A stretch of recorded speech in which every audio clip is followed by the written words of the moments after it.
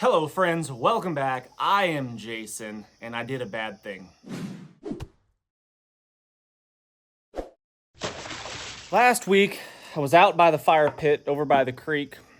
My wife and I like to do what we call redneck date night, and that's where we sit out by the creek by a little bonfire, have a few beverages, relax, hang out, and just enjoy spending time with one another. And it's one of our favorite things to do. And in the process of getting the fire started, I was using my axe right here. This is a Collins axe. A Collins, what is it? 2 1/4. A 2 1/4 Collins. Probably my favorite axe. If I had to pick just one, I really like this axe. I just like the way the handle is shaped. The thinness of the handle is really comfortable. I like that a lot. The size of the axe head is perfect. The geometry of it is simple and robust. I like the axe a lot. But I got a little distracted. And I left the axe laying out in the grass for nearly a week. Oh, gosh, I'm so stupid. I hate when I do dumb stuff like that. But hey, we all make mistakes, and what's important is that we do our best to remedy those mistakes and make sure that they never happen again. The head has never really been that great on the handle. When you do some heavy splitting, heavy chopping, there gets a little bit of a gap right here, and you got to do a little bit of pounding to get the axe head to seat back on there. And this wedge seems to have moved just a little bit. So there's a couple things that I can do. One, I can completely take this axe head off, and I can make a new handle, but I don't want to do that. Like I said, I really like this handle. It's perfect. So I want to make sure that I salvage that. So what I could do is I could take this off. I could reshape the wood right here that inserts into the axe head, and I could refit it with a new wedge and make it perfect, just the way I like. When you leave it out in the weather like that and it rains on it potentially, I don't know if it rained on it. It might have, maybe sprinkled on it.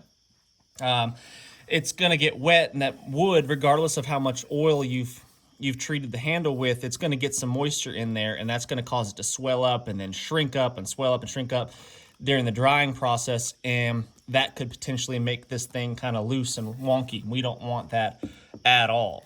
Not just for safety reasons, but just because it drives me crazy. I can't stand when the head is loose on the handle. So we got to clean this surface rust off of here. Not that big a deal. We're going to touch up the edge, and I'm going to see if I can get this thing to do what I want it to do. And if I can't do it the simple way by just soaking it in some oil, then we might have to refit the head. That's a little bit bigger of a job than I want. Guys, if you like videos about survival, preparedness, adventure, and just living the good life, please consider subscribing. Sharing the video is always helpful. And then in the next video, I'm probably going to be making a sheath like this one for this axe. First things first, I need a good mallet. I've made a bunch of these, but it seems like I always end up burning them. Not sure what's up with that. Look too much like fire. I don't do a good enough job, I guess. And it looks too much like a piece of firewood, so they get burnt. Maybe one day I'll actually make a real mallet. Maybe one day. Not today. That's good. I'm gonna flatten out this side right here.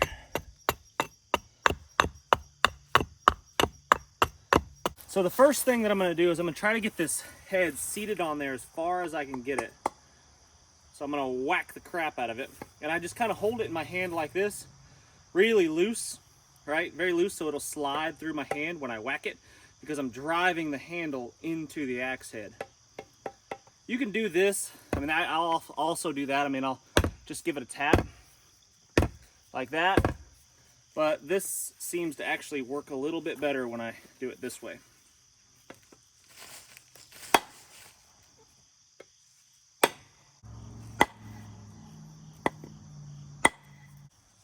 I moved it a tiny bit. See if I can get you to see that. So I was able to move it a tiny bit. That wood was flush. That wood right there was flush with the top of the axe head, and now you can see it's about maybe a 1/16, almost a 1/16 above it. So we were able to move it just a little bit, and we've got it seated on there really tight. You can see those little curls where the wood's getting smushed. shaved a little bit. It's a good tight fit. So we're gonna see if we can salvage this and not have to do extra work. I've also got a couple of extra step wedges here. This axe appears to have a small step wedge right there, but I think got a couple different size ones here. This one's probably too big.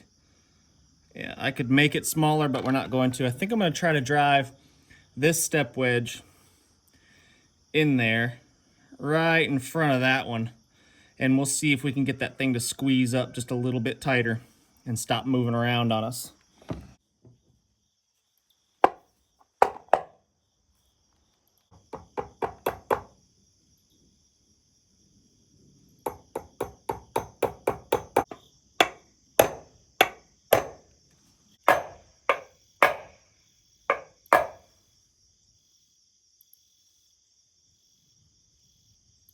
Nice. So hopefully that spreads that wood out in there in the eye just a little bit more and gives us what we need. Time will tell. Just gonna take a sanding sponge now and see if that's enough to get rid of that surface rust that's on our blade right there. Gonna hit it with a little bit more aggressive grit sandpaper. I think this is 120. And we're going to see if we can get a little bit of that rust off of there. A little bit deeper than I like.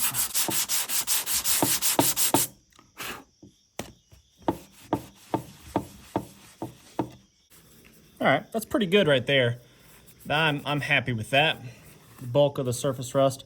Now, while I'm at it, I guess I could clean up some of these little burrs and stuff from this axe getting beat on with another axe or something. Who knows? Driving metal stakes or something. I'm not sure. That's not for me. That's from previous use. Hey, it's not a big deal, but I could clean up a couple of those sharper edges there.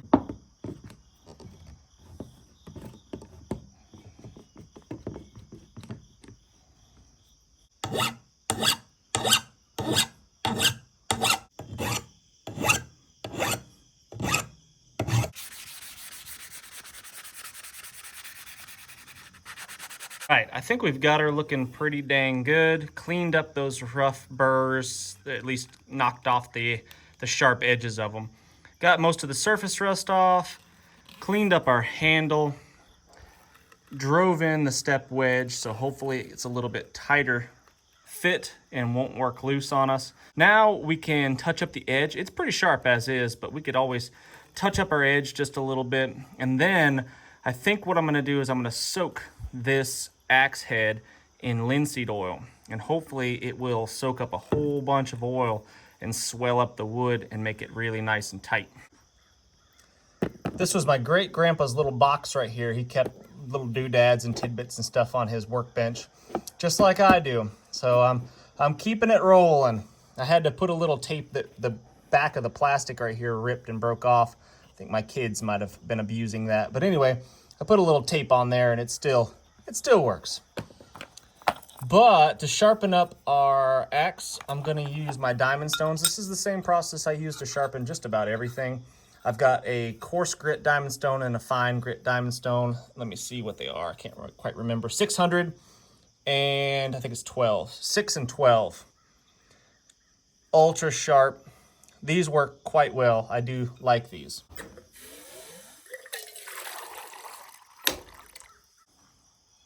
Start with the 600 grit here, just to knock off any little nicks and stuff that we might have at the edge right here. The top of the axe head sometimes gets a little bit when you're splitting wood and drive it into the dirt from time to time. Let's be honest.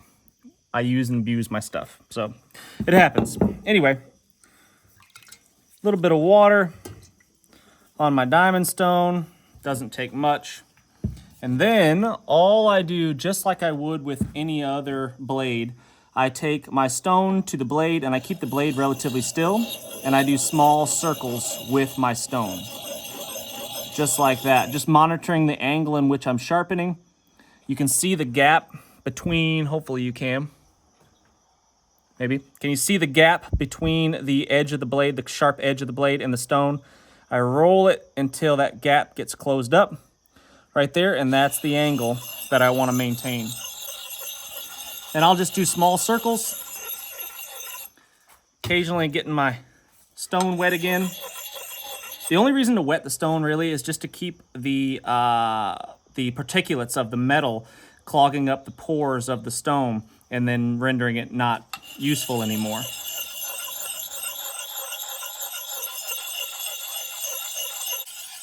And then I'm just rolling it because this is a convex edge. It's a rounded edge like that. So I'm just kind of changing the angle as I sharpen.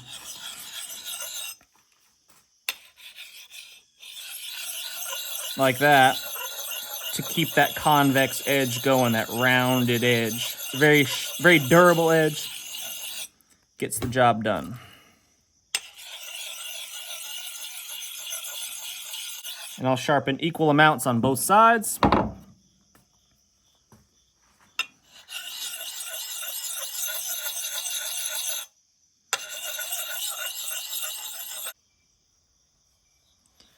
Looking pretty good.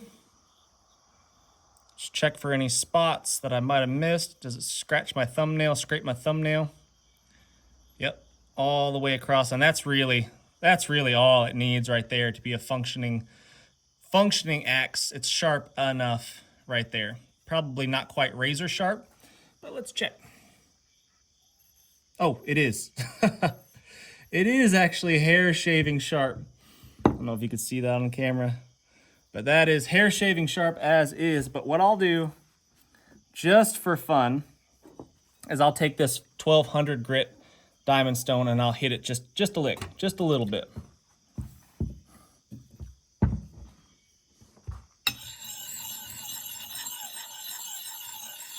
Just very lightly. Taking this finer grit.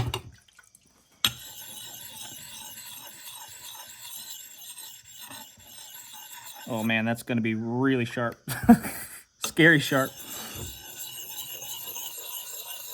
And if you wanted to go one step further, we could strop this thing on some leather, but very unnecessary.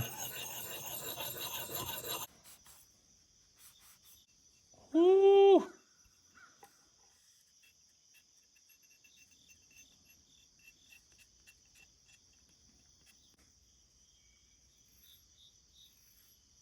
Hair popping. You can hear. I don't know if you can hear that. It popping the hairs off my arm. All right, very sharp axe. Good to go as far as that. And then when I'm done with my stones, I'll just give them a quick little dunk in the water, and I'll wash off that slurry from the sharpening process, and then I'll just lean them up somewhere to dry out, and that's all I do to them. I just kind of lean them up against my box like that after I wash them out.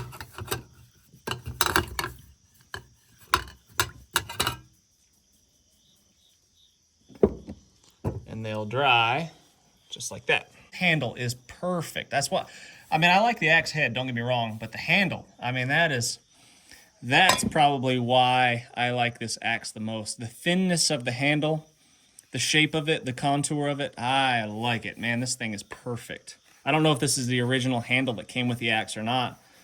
Probably not, if I had to guess, but I don't know. It is blue on top. I think it came from the factory blue. So this might be the original handle. Put our axe in there, and I'm just gonna pour my boiled linseed oil. If I could get the jar open. Hey, there we go. Over top of it. And I'm just gonna let it sit in there.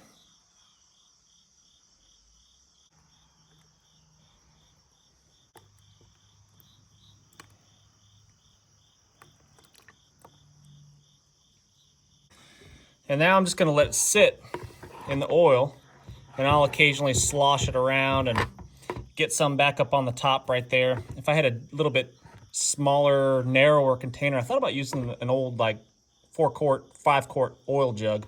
That probably would have worked really good, but this will do the job. So it's just gonna sit there in the oil, and hopefully the pores, the straw-like feature of the wood is gonna suck that oil up into the grains of the wood and make that thing rock solid and not slip anymore. we've been soaking for probably an hour or so. I'm gonna call that good. I've kind of sloshed it around a bunch of times, kind of leaned this over, made sure the oil got all the way around the whole axe head into that handle.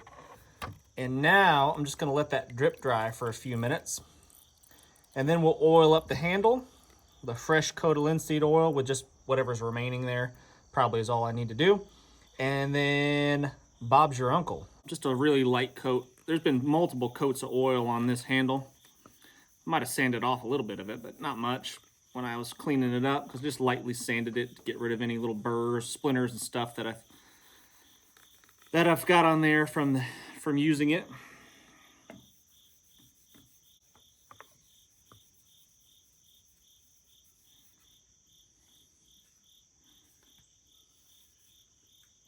There we go, friends. That axe is ready for action. Now, only time's gonna tell if what we did there is gonna fix it, but I think it's definitely going to help. So I didn't wipe off much of that oil. I'm just gonna leave it on there and let it soak in. Leave it out here in the sunshine, maybe if the sun ever decides to come out today, and let the warm sunshine warm up the wood, warm up the metal, and let that oil soak into it a little bit deeper. But anyway, thanks so much for watching, friends. I really do appreciate it. Please hit that thumbs up, subscribe if you haven't done so already. And until next time, what's the worst that could happen? Let's go on 3.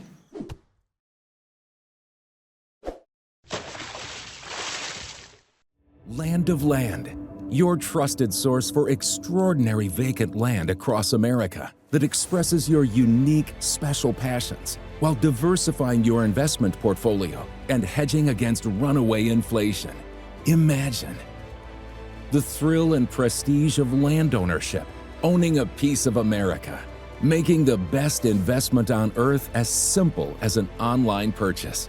Off-the-grid serenity. Pricing from $1,000 payable by credit card. Visit us today at landofland.com, America's premier land wholesaler for over a decade.